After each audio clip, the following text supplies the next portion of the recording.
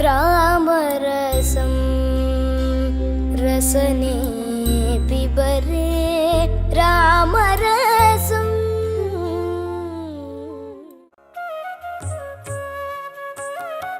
ജീവിത വിഘ്നങ്ങൾ തീർത്ത് ഭക്തരെ കാത്തു പരിപാലിക്കുന്ന വിഘ്നേശ്വര സന്നിധിയാണ് തിരുവനന്തപുരം പഴവങ്ങാടി ശ്രീ മഹാഗണപതി ക്ഷേത്രം.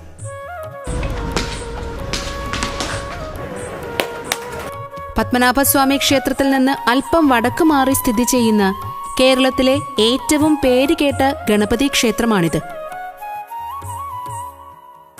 തിരുവിതാംകൂർ സൈന്യവുമായി ബന്ധപ്പെട്ട ഒരു ചരിത്രമാണ് ഈ ക്ഷേത്രത്തിനുള്ളത്. തിരുവനന്തപുരത്തിന് മുൻപ് തിരുവിതാംകൂറിന്റെ തലസ്ഥാനമായിരുന്ന പത്മനാഭപുരത്ത് വച്ചാണ് തിരുവിതാംകൂർ കരസേന രൂപം കൊണ്ടത്. അതിലെ ഒരംഗത്തിന് അടുത്തുള്ള പുഴയിൽ നിന്ന് ഒരു ഗണപതി വിഗ്രഹം കിട്ടി. തുടർന്ന് അദ്ദേഹവും മറ്റ് സൈനികരും ചേർന്ന് ആ വിഗ്രഹം ആരാധിച്ചു പോന്നു. കാലക്രമത്തിൽ ഗണപതി അവരുടെ പരദേവതയായി മാറി.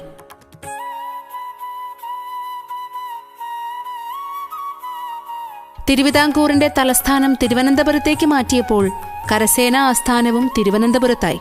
തുടർന്ന് ഗണപതിക്ക് ഒരു ക്ഷേത്രം പണിയണമെന്ന് ആഗ്രഹിക്കുകയും അതിനനുസരിച്ച് പഴവങ്ങാടിയിൽ ഗണപതിക്കായി ഒരു കൊച്ചു ക്ഷേത്രം പണിയുകയുമായിരുന്നു. പിന്നീട് പലതവണ പുതുക്കി പണിതു. ഇന്ത്യൻ യൂണിയനിൽ തിരുവിതാംകൂർ ലയിച്ചപ്പോൾ മുതൽ ഭാരത കരസേനാ വിഭാഗത്തിലെ മദ്രാസ് റെജിമെന്റാണ് ക്ഷേത്രഭരണം നടത്തുന്നത്. രത്നപീഠത്തിലിരിക്കുന്ന രൂപത്തിലുള്ള വിഗ്രഹമാണ് ഗണപതി ഭഗവാന്റേത്. ബാലഗണപതിയായാണ് സങ്കല്പം.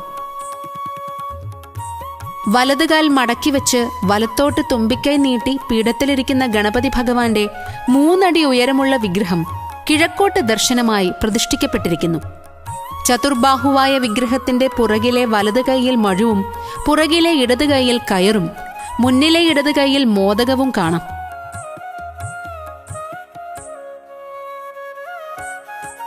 മുന്നിലെ വലതു കൈ അഭയമുദ്രാങ്കിതമാണ്. ദൂരെ നിന്ന് നോക്കിയാൽ പോലും ഗണപതി ഭഗവാന്റെ മനോഹര രൂപം ദർശിക്കാൻ സാധ്യമാണ്. നാളികേരം ഉടയ്ക്കലാണ് ക്ഷേത്രത്തിലെ പ്രധാന വഴിപാട്. ദിവസവും ആയിരക്കണക്കിന് നാളികേരങ്ങളാണ് പഴവങ്ങാടിയിൽ ഉടഞ്ഞു തീരുന്നത്. അപ്പം, അട, മോദകം, ഗണപതി ഹോമം, കറുകമാല തുടങ്ങിയവയാണ് മറ്റ് പ്രധാന വഴിപാടുകൾ. തിരുവനന്തപുരം പഴവങ്ങാടി ദേശത്തിന്റെ ഒത്ത നടുക്കാണ് ക്ഷേത്രം സ്ഥിതി ചെയ്യുന്നത്. വളരെ ചെറിയൊരു ക്ഷേത്രമാണിത്. തമിഴ് ശൈലിയിലാണ് ക്ഷേത്രത്തിന്റെ ഗോപുരം നിർമ്മിച്ചിരിക്കുന്നത്. മനോഹരമായ ഈ ഗോപുരം സ്വർണം പൊതിഞ്ഞിരിക്കുന്നു. നഗരത്തിന്റെ തിരക്കിന് നടുവിലുള്ള ശാന്തസുന്ദരമായ ഈ ഗണേശ സന്നിധിയിൽ ഉടയുന്ന നാളികേരം ഓരോന്നും ഭക്ത മനസ്സുകളിലെ ദുഃഖങ്ങളാണ്, ജീവിത വിഘ്നങ്ങളാണ്.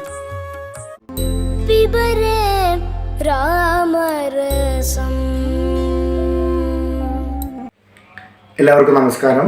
തൃശ്ശൂർ പ്രാദേശിക സഭാ യുവതി സംഘടിപ്പിക്കുന്ന പിബരേ രാമരസം എന്ന പരിപാടിക്ക് നാളിതുവരെ നിങ്ങൾ തന്ന എല്ലാ സപ്പോർട്ടിനും നന്ദി. തുടർന്നും എല്ലാ സഹകരണവും പ്രതീക്ഷിച്ചുകൊണ്ട് പിബരേ രാമരസത്തിന്റെ പുതിയൊരു അധ്യായത്തിലേക്ക് ഏവർക്കും സ്വാഗതം.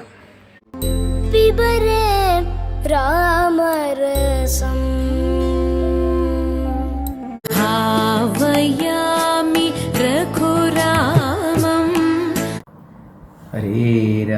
ഹരേ രാമ രാമ രാമ ഹരേ ഹരേ, ഹരേ കൃഷ്ണ കൃഷ്ണ കൃഷ്ണ ഹരേ ഹരേ.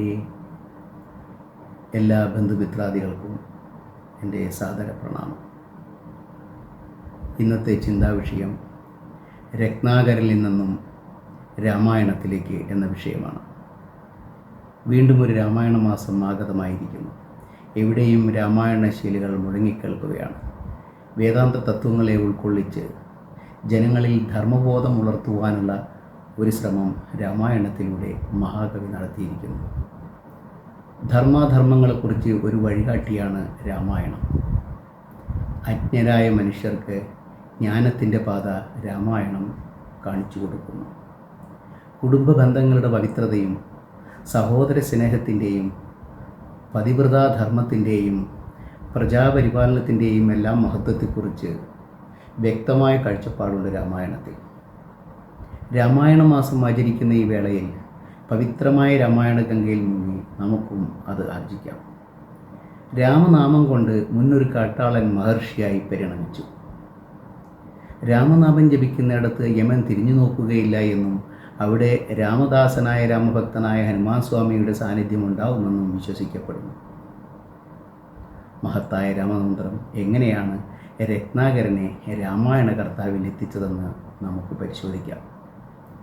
ഭൗതിക സുഖങ്ങളിൽ പതിവ്രതനായി പുത്രതാരാധികളുടെ ക്ഷേമത്തിനായി അധർമ്മമാർഗത്തിൽ സഞ്ചരിച്ചിരുന്ന അസംസ്കൃത ചിത്തനായ രത്നാകരൻ, വഴിയാത്രക്കാരെ പിടിച്ചുപറിച്ച് കുടുംബം പുലർത്തിയിരുന്ന രത്നാകരൻ പതിവ് പോലെ തൻ്റെ മുന്നിലൂടെ സഞ്ചരിച്ച സപ്തർഷികളെ തടഞ്ഞ് കൊള്ളയടിച്ചു.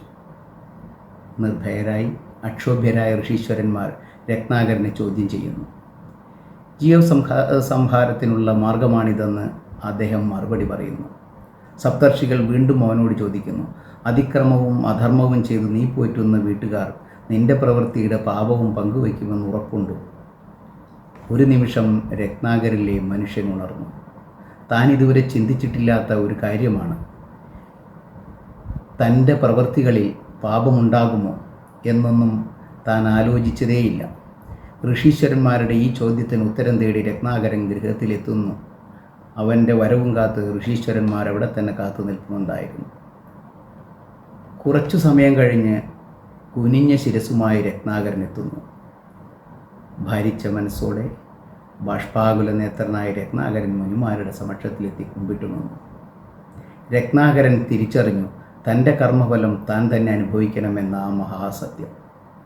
അതുവരെ ഉള്ളിലുണ്ടായിരുന്ന അഹങ്കാരവും വിശേഷ താൽപ്പര്യവും എല്ലാം നിമിഷനേരം കൊണ്ടില്ലാതായി. കരുത്തനായ വേടൻ്റെ കയ്യിൽ പിടിച്ചിരുന്ന ചാപബാണാദികൾ അദ്ദേഹം ദൂരെ എറിഞ്ഞു. പാണികൾ കൂപ്പി നിന്നു.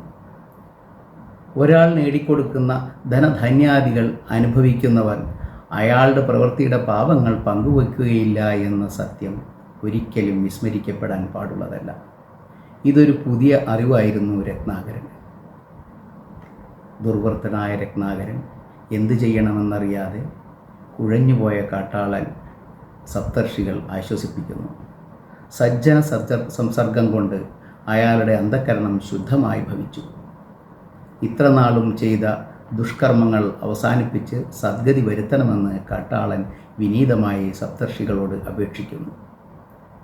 മനുഷ്യനായാൽ മനസ്സിൽ കരുണ വേണമെന്നും അദ്ദേഹം ഓർമ്മിപ്പിക്കുന്നു. അങ്ങനെയുള്ളവന് മനുഷ്യ സാക്ഷാത്കാരം സാധ്യമാകുന്നു. ഒരാൾ മറ്റൊരാളെ മനസ്സുകൊണ്ടോ വാക്കുകൊണ്ടോ മുറിവേൽപ്പിക്കുമ്പോൾ അയാൾ ഈശ്വര സാക്ഷാത്കാരം അറിയാതെ പോകുന്നു. ലൈംഗികതയിൽ അധർമ്മമാർഗത്തിലൂടെ സഞ്ചരിച്ചിരുന്ന രത്നാകരൻ പശ്ചാത്താപത്തോടെ ആസുരപ്രവൃത്തി ഉപേക്ഷിച്ചപ്പോൾ അയാളുടെ മനസ്സിൽ ഈശ്വര അധിവാസമുണ്ടായി. തൻ്റെ പാപങ്ങളിൽ തൻ്റെ പത്നി പങ്കുചേരുകയില്ല എന്ന് പറഞ്ഞപ്പോൾ വാസ്തവത്തിൽ രത്നാകരന് വീണ്ടുവിചാരം ഉണ്ടാകുവാൻ സഹായകമായി. രത്നാകരൻ സത്പ്രവൃത്തിയിലേക്ക് വഴി കാണിച്ചു കൊടുത്തത് സപ്തർഷികളുടെ വാക്കുകളാണ്. സദ്ഗുരുവിൻ്റെ സമക്ഷത്തിലെത്തുമ്പോൾ അന്ധകാരം നീങ്ങി മനസ്സിനെ ജ്ഞാനം പ്രകാശിപ്പിക്കുവാൻ പിന്നെ താമസമുണ്ടായില്ല. രത്നാകരന് ശ്രേഷ്ഠമായ രാമമന്ത്രം ഉപേക്ഷിക്കുന്നു. രത്നാകരൻ എന്ന കാട്ടാളൻ്റെ അസ്തമയവും വാൽമീകി എന്ന മഹാമുനിയുടെ ഉദയവും ആണ് പിന്നീട് ഉണ്ടായത്. മൃഗതുല്യമായ ജീവിതം നയിച്ചിരുന്ന രത്നാകരൻ തന്നിലെ മൃഗസ്വഭാവത്തെ കൈവിട്ടപ്പോൾ അദ്ദേഹത്തിൻ്റെ മനസ്സിൽ ആത്മചിന്തകൾ ഉടലെടുത്തു. സപ്തർഷികളുടെ ഉപദേശം അദ്ദേഹം വേണ്ട വിധത്തിൽ ഉൾക്കൊണ്ട് മനഃശുദ്ധിയോടെ വർഷങ്ങളോളം തപസ്സു ചെയ്തു. മനസ്സ് കാറ്റുപോലെയാണ്. അതിനെ സ്പർശിക്കുവാനോ നിരോധിക്കുവാനോ നമുക്ക് സാധിക്കുകയില്ല. എന്നാൽ അഭ്യാസം കൊണ്ട് അതിനെ വരുതിയിലാക്കാൻ സാധിക്കുമെന്ന് രത്നാകരൻ നമുക്ക് കാണിച്ചു തന്നു. രത്നാകരനെ പോലെ ഓരോ മനുഷ്യനും സ്വയം സംസ്കരിക്കപ്പെടേണ്ടതാണ്. രാമമന്ത്രം ജപിച്ച് നിശ്ചയശ്രേഷ്ഠനായ രത്നാകരൻ വർഷങ്ങളുടെ തപസ്സുകൊണ്ട് പുറ്റുകൊണ്ട് മൂടപ്പെട്ടു. കാലം കടന്നുപോയതറിഞ്ഞില്ല. മനോമാലിന്യങ്ങൾ അടിഞ്ഞുകൂടാതെ ചിത്തത്തിൽ സദ്ഭാവനകൾ കൊണ്ട് ഈശ്വരോന്മുഖമാക്കുവാൻ രത്നാകരന് പ്രയാസമുണ്ടായില്ല. പൂർവാശ്രമത്തിൽ അനുഷ്ഠിച്ച സകല കർമ്മങ്ങളും ഉപേക്ഷിച്ച് അദ്ദേഹം വാൽമീകം ഭേദിച്ച് പുറത്തു വരുമ്പോൾ മഹാമുനീഷിയായി രൂപാന്തരപ്പെട്ടിരുന്നു. സത്യസങ്കല്പമുള്ളവനും സംസ്കൃത ചിത്തനും ശാന്തനും ജ്ഞാനിയുമായി തീർന്നു. വാൽമീകി മഹർഷി ഋഷിമുനികളാൽ ആദരണീയനുമായി. സ്വാധ്യായം ചെയ്ത് ആചാര്യ ആശ്രമാചാര്യങ്ങളിൽ മുഴുകിക്കഴിഞ്ഞു. ദുർമാർഗത്തിൽ സഞ്ചരിക്കുന്നവർക്കും മനസ്സ് വെച്ചാൽ സന്മാർഗത്തിലെത്തുവാനും ആത്മീയ അനുഭൂതി അനുഭവിക്കുവാനും കഴിയുമെന്നുള്ളതാണ് വാൽമീകി ചരിതം നമുക്ക് ദൃഷ്ടാന്തമാക്കി തരുന്നത്. രത്നാകരിൽ നിന്നും മഹാമുനിയായി തീർന്ന വാൽമീകിയുടെ തൂലികയിൽ നിന്നും ലോകത്തിനാദ്യമായി രാമായണം എന്ന ഇതിഹാസം ലഭിക്കുകയുണ്ടായി. രാമായണ മന്ത്രം അതിവിശിഷ്ടമാണ്. സഹസ്രനാമത്തിന് തുല്യമായ ഈ താരകമന്ത്രം കലിസാന്ദ്രണ മന്ത്രം കൂടിയാകുന്നു. അജ്ഞാനാന്ധകാരത്തിൽ നിന്നും മനസ്സിനെ വിജ്ഞാനത്തിൻ്റെ പാതയിലേക്ക് നയിക്കുന്ന അമോഘ മന്ത്രമാണ്.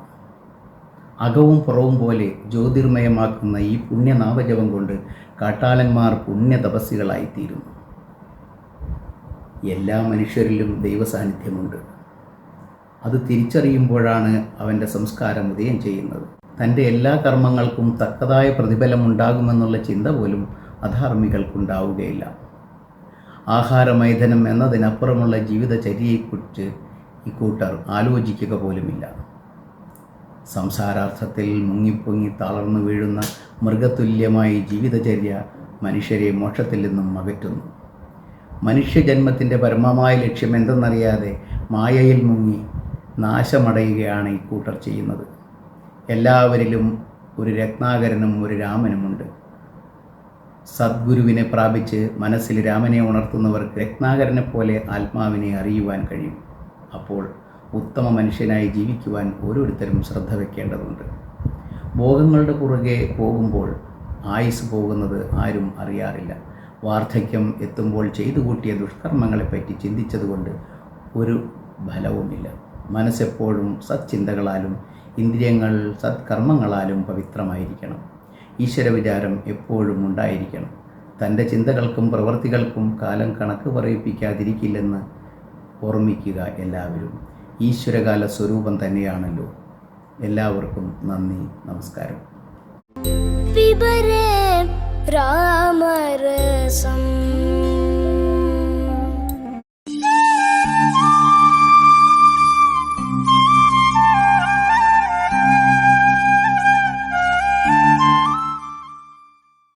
രാമായ രാമഭദ്രായ രാമചന്ദ്രായ വേദസേ രഘുനാഥായ നാഥായ സീതായ പദേ നമഃ. ഗന്ധർവനേവം ചൊല്ലി മറഞ്ഞോരനന്തരം സന്തുഷ്ടന്മാരായൊരു രാമലക്ഷ്മണന്മാരും ഘോരമാമ്പനത്തൂടെ മന്ദം മന്ദം പോയി ചെന്നു ചാരുത ചേർന്ന ശബര്യാശ്രമം പുക്കാർ. സംഭ്രമത്തോടും പ്രത്യുത്ഥായ താപസീ ഭക്ത്യാ സംവദിച്ചിതു പാദാംബുരുഭയുഗത്തിങ്കൽ. സന്തോഷപൂർണാശ്രു നേത്രങ്ങളോടവളും മാനന്ദം ഉൾക്കൊണ്ടു പദ്യാഖ്യാസനാദികളാലെ പൂജിച്ചു തൽ പാദതീർത്ഥാഭിഷേകവും ചെയ്തു. ഭോജനത്തിനു ഫലമൂലങ്ങൾ നൽകിയിടിനാൽ പൂജയും പരിഗ്രഹിച്ചാനന്ദിച്ചിരുന്നിതു രാജീവനേത്രന്മാരാം രാജനന്ദനന്മാരും. അന്നേരം ഭക്തി പൂണ്ടു തൊഴുതു ചൊന്നാലവൾ ധന്യയായി ഒന്നേനഹമിന്നു പുണ്യാതിരേകാൽ. എന്നുടെ ഗുരുഭൂതന്മാരായ മുനിജനം നിന്നെയും പൂജിച്ചനേകായിരത്താണ്ടുവാണ്. അന്നു ഞാനവരെയും ശുശ്രൂഷിച്ചിരുന്നിതു. പിന്നെ പോയി ബ്രഹ്മപദം പ്രാപിച്ചവർകളും എന്നോട് ചൊന്നാരവരേതുമേ ഖേദിയാതെ ധന്യേ നീ വസിച്ചാലും ഇവിടെ തന്നെ നിത്യം. പന്നകശായി പരൻപുരുഷൻ പരമാത്മാ വന്നവതരിച്ചിതു രാക്ഷസപദാർത്ഥമായി നമ്മയും ധർമ്മത്തെയും രക്ഷിച്ചുകൊള്ളുവാനിപ്പോൾ നിർമ്മലൻ ചിത്രകൂടത്തിങ്കൽ വന്നിരിക്കുന്നു. വന്നിടും ഇവിടേക്കു രാഘവനെന്നാൽ അവൻ തന്നെയും കണ്ടു ദേഹത്യാഗവും ചെയ്താലും നീ വന്നിടുമെന്നാൽ മോക്ഷം നിനക്കുമെന്നു നൂനം. വന്നിതവണ്ണം ഗുരുഭാഷിതം സത്യമല്ലോ. ഇന്ദുരുവടിയുടെ വരവും പാത്തു പാത്തു ഇന്ദുരുവടിയെയും ധ്യാനിച്ചു വസിച്ചു ഞാൻ. ശ്രീപാദം കൊണ്ടുകൊള്ളുവാൻ മൽഗുണഭൂതന്മാരാം താപസന്മാർക്ക് പോലും യോഗം വന്നില്ലയല്ലോ.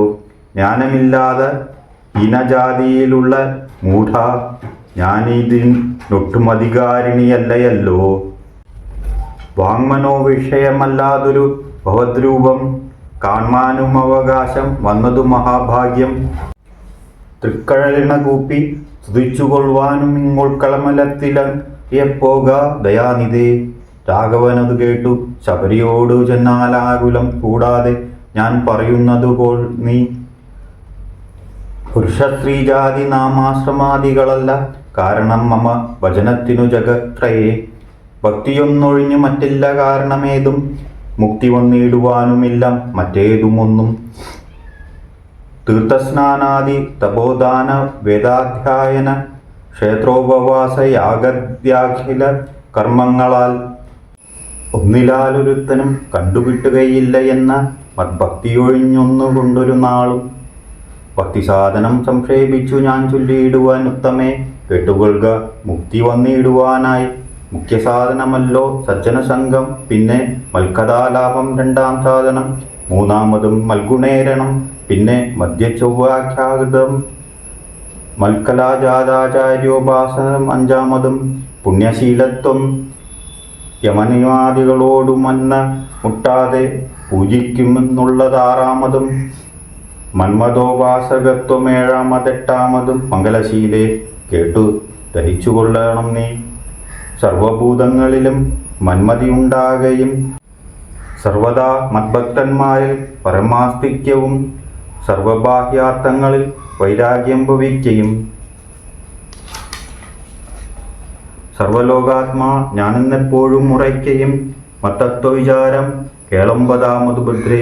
ചിത്തശുദ്ധിക്കു മൂലദിനാസാധനം നൂനം ഉക്തമായതു ഭക്തിസാധനം നവവിധമുക്തമേ. ഭക്തി നിത്യമാർക്കുള്ളു വിചാരിച്ചാൽ നിത്യജ്ഞോ നിജങ്ങൾക്കെന്നാകിലും മൂഢന്മാരാം നാരികൾക്കെന്നാകിലും പുരുഷനെന്നാകിലും പ്രേമലക്ഷണമായ ഭക്തി സംഭവിക്കുമ്പോൾ വാമലോചനെ മമ തത്വാനുഭൂതിയുണ്ടാം.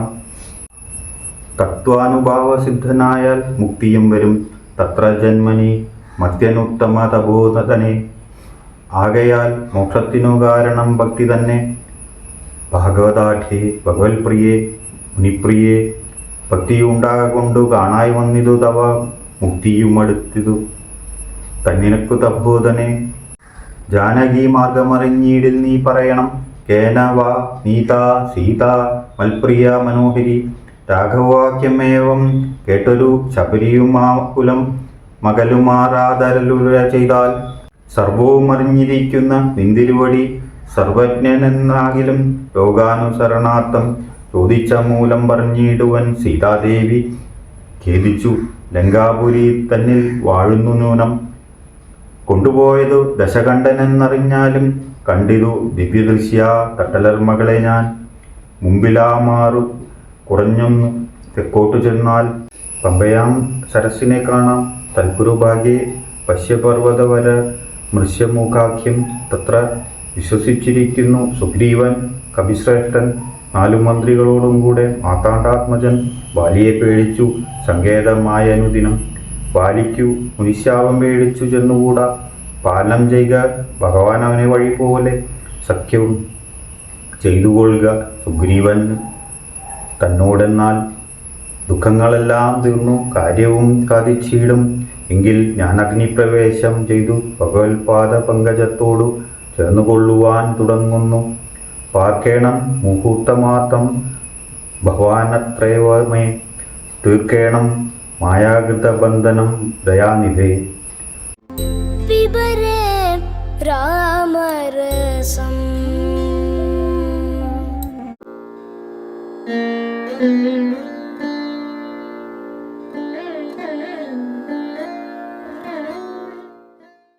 ആദിമഹാകവി വാൽമീകി മഹർഷിയാൽ രചിക്കപ്പെട്ട അധ്യാത്മരാമായണത്തിലെ ഒരു ചെറിയ ഭാഗമാണ് ഞാൻ ഇവിടെ പറയാൻ പോകുന്നത്. എന്തുകൊണ്ടാണ് ശ്രീരാമൻ സീതാദേവിയെ കാട്ടിൽ ഉപേക്ഷിക്കാൻ കാരണം? രാമൻ അയോധ്യ ഭരിക്കുന്ന സമയത്ത് നാട്ടിൽ നടക്കുന്ന കാര്യങ്ങൾ അറിയാൻ വേണ്ടി 4 ഭാഗത്തേക്കും ചാരന്മാരെ നിയോഗിച്ചിരുന്നു. ഒരു ദിവസം അതിലൊരു ചാരൻ നടന്നു പോകുമ്പോൾ ഒരു വീട്ടിലെ ഭാര്യയും ഭർത്താവും കൂടി വഴക്കു കൂടുന്നതാണ് കണ്ടത്. അതിൽ ഭർത്താവ് ഭാര്യയെ സംശയിച്ചിട്ട് പറയാണ്, 1 കൊല്ലത്തോളം മറ്റൊരുവൻ്റെ വീട്ടിൽ അന്തി ഉറങ്ങിയ ഭാര്യയെ സ്വീകരിക്കാൻ ഞാൻ ശ്രീരാമചന്ദ്രനൊന്നുമല്ല എന്നാണ് പറഞ്ഞത്. ഇത് കേട്ട് ചാരൻ അതേപോലെ കേട്ടപ്പോൾ വിഷമമായിട്ട് ശ്രീരാമദേവൻ്റെ അടുത്ത് ചെന്നിട്ട് പറഞ്ഞു, ഇങ്ങനെ ഞാൻ കേട്ടു എന്ന്. അപ്പോൾ ശ്രീരാമന് ഇത് ഭയങ്കര വിഷമമായി. എന്താണെന്ന് വെച്ചാൽ എല്ലാ ധനത്തിനേക്കാളൊക്കെ വലിയത് സൽകീർത്തിയാണ്. അത് ജനങ്ങൾക്ക് ഇങ്ങനെ മനസ്സിലുണ്ടെന്നുണ്ടെങ്കിൽ അത് തിരുത്തി കൊടുക്കണം. ആ തിരുത്തി കൊടുക്കാൻ വേണ്ടിയിട്ട് എന്താ ഒരു പോംവഴി എന്ന് ആലോചിച്ച് വിഷമിച്ചു കൊണ്ടിരിക്കുമ്പോൾ സീതാദേവിയെ ഉപേക്ഷിക്കാനും പറ്റില്ല. എന്താ വെച്ചാൽ അഗ്നിദേവൻ മുതൽക്ക് പറഞ്ഞിട്ടുണ്ട് സീതാദേവി പരിശുദ്ധിയാണെന്ന് തെളിയിച്ചു തന്നിട്ടുണ്ട്. അത് എങ്ങനെയാണ് ഇവരുടെ മുമ്പിൽ ഇങ്ങനെ തെളിയിച്ചു കൊടുക്കുക? അങ്ങനെയുള്ള ഒരു വിഷമത്തിൽ ഇരിക്കുന്ന സമയത്ത് അനുജന്മാരെ വിളിച്ചു വരുത്തിയിട്ട് ഇതിനെന്താ ഒരു പോംവഴി എന്നുള്ളത് ചോദിച്ചു കഴിഞ്ഞപ്പോൾ ആരും ഒന്നും മിണ്ടിയില്ല. അപ്പോൾ ശ്രീരാമൻ തന്നെ ഒരു തീരുമാനം എടുത്തു. ലക്ഷ്മണനോട് പറഞ്ഞു, നാളെ വെളിച്ചാകുമ്പോൾ തേരിൽ കയറ്റിയിട്ട് തമസാ നദിയുടെ തീരത്തുള്ള വാൽമീകി ആശ്രമത്തിൻ്റെ അടുത്ത് സീതാദേവിയെ ഉപേക്ഷിച്ചിട്ട് നിങ്ങൾ പോരണമെന്ന്.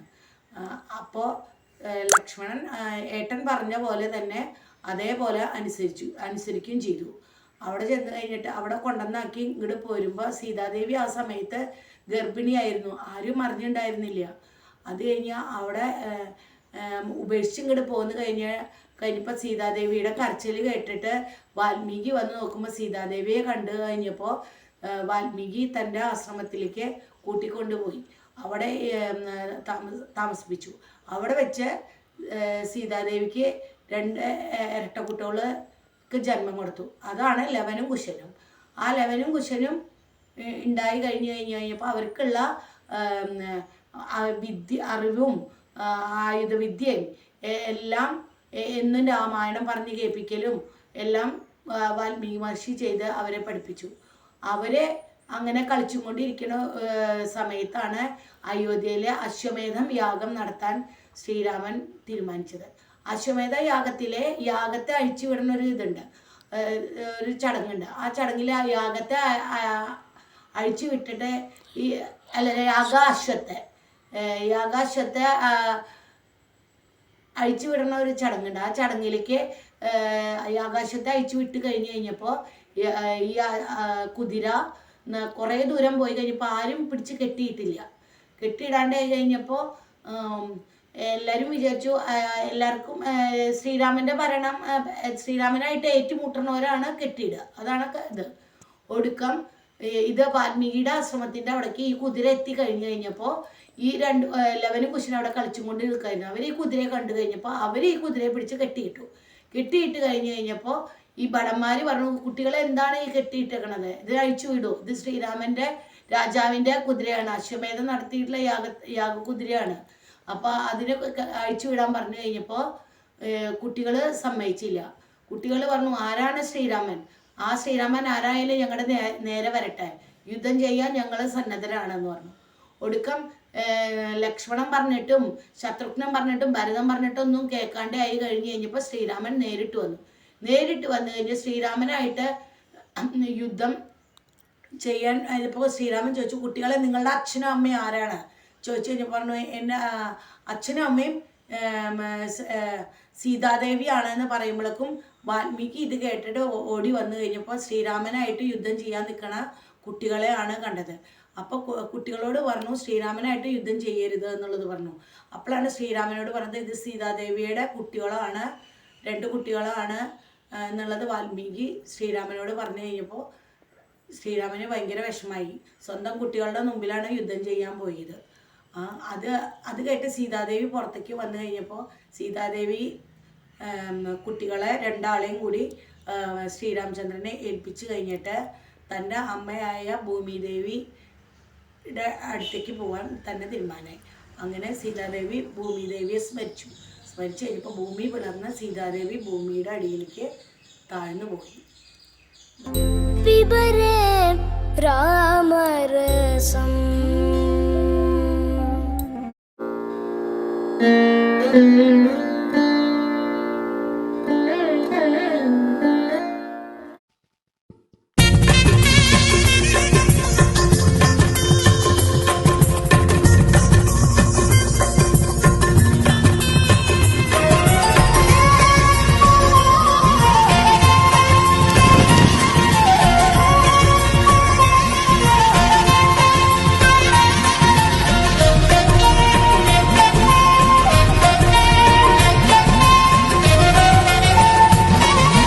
തേവരേ എൻ തേവരേ തൃപ്രയാറ്റെഴുമ്പവ്യനെ പാർത്തലം കാത്തന മന്ത്രമോതുന്നു ദേവനായി സർവേശ സുരപൂജിത സുമുഖനെ സർവേശ സുരപൂജിത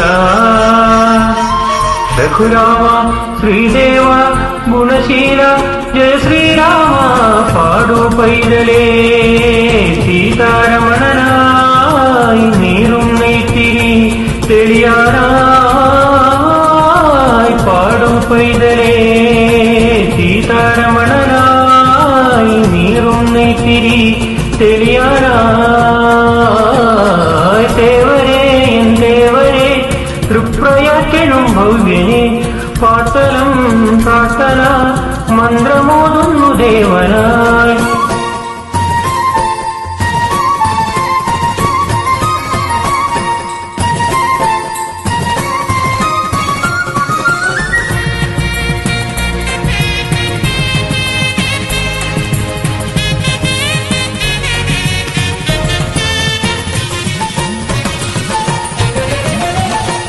സാകേതം തവ ജീവ സൗഭാഗ്യമായി നിന്നാമം മമ ജീവ സൗവർണമായി നീഹാരം ചൂടുന്ന പുലവേളയിൽ നീരാള നിറം ചാർത്തി എഴുന്നള്ളണേ പുസ്തകാവെട്ടിമേധം തുടരണി പുത്രലബ്ധിക്കരോഷതമരുളനെ വത്സരങ്ങളോളം കര തേടുമ്പോ ശ്രീകൈവകരി സപുത്രകാമേട്ടിമേധം തുടരണി പുത്രലബ്ധിക്കരൗഷധമരുളനെ വത്സരങ്ങളോളം കര തേടുമ്പോ രാമ ശ്രീരാമയില്ലായ്മ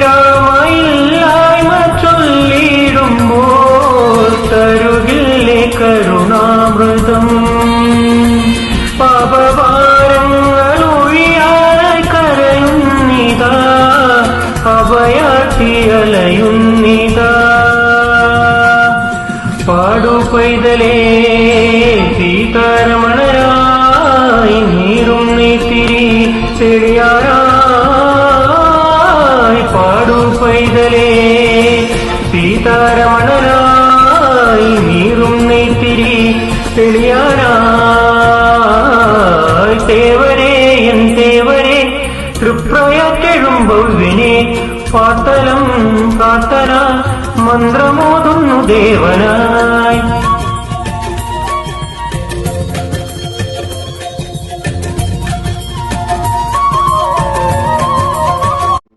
പിബരേ രാമരസം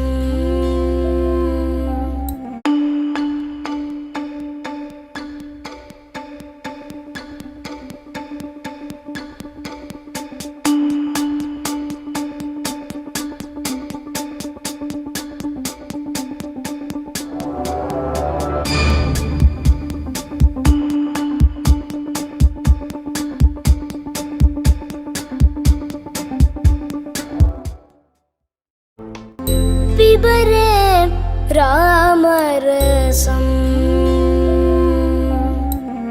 പിബരേ രാമരസം രസനേ പിബരേ